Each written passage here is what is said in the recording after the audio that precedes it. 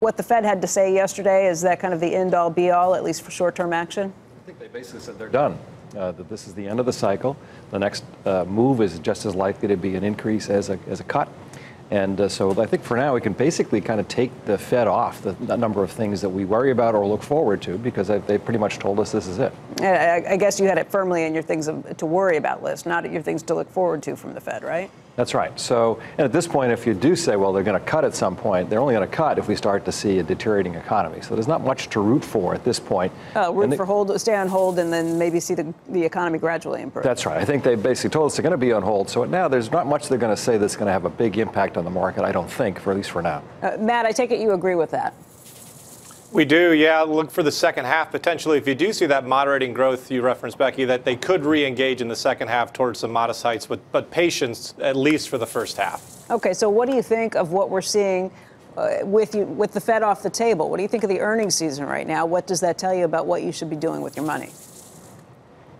Well, so we think the earnings season is critical. You're looking at about a 5% earnings rate. We're looking for signs that consumer confidence or business confidence has degraded into the political uncertainty and global trade uncertainty. As of yet, we have not seen any signs of a steeper decline. So the U.S. economy looks okay. Earnings look okay. It's really, can you fend off foreign headwinds? If so, then we think that the central tendency is actually better as the year progresses.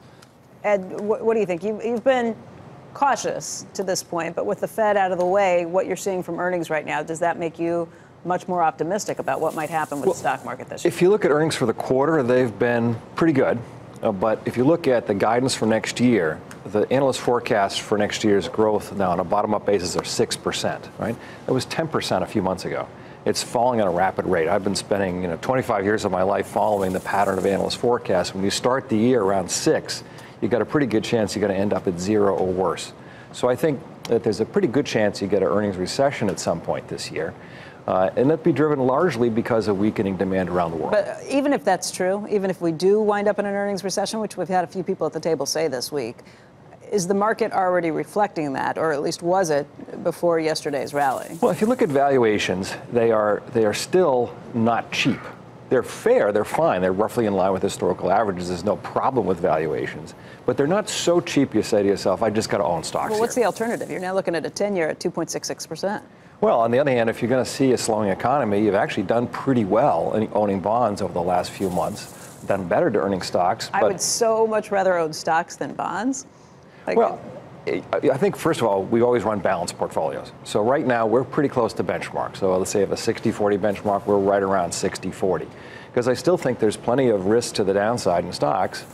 We're not bears. We think that we'll work our way higher, that we'll end the year higher than we are now. But I wouldn't say by a lot. But a month ago, Ed, or 2 months ago, when we were in a rising rate environment, you were expecting multiples to stay where they are or contract. I mean, why doesn't it give you more of an all-clear sign when that's something you can sort of put on the back burner, that any rate increases will contract multiples, so multiples look better. Well, it helps. I mean, the kind of the purpose of 2018 in some ways was to correct the multiple excesses. In other words, you had great earnings growth, stocks went down, so that part of the worries is behind us, I think. The question is, what is the growth rate going to be in the United States and around the world?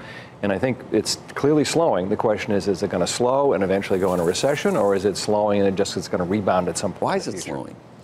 Well, it's slowing mostly, I think, because of a change in the environment in the post-crisis period, where because of demographics and other things. Well, maybe because no one's having kids. Think about it this way. We've had zero real rates in the United States, in Europe, in Japan now for years and years and years. Yeah.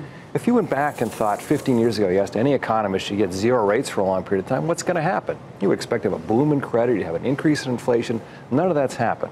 So you're not seeing the same kind of response to stimulative policy. No boom in credit? The boom in credit, I see, just not the inflation. Right. Well, there's been in some parts of the credit market. So you've seen a big increase in corporate bonds. You haven't seen it on the personal side, and the household side. People have pretty high credit card debts now, too, more than $7,000. But it's way down from what it was before the crisis. And I think also, again, global context helps. Europe's still growing about 1% despite having this incredibly aggressive monetary. So I think the Fed did the right thing to stop, because I think at 2.4 or so on the Fed funds, that's already about 50, 60 basis points real. That's already enough, I think, to slow the economy down.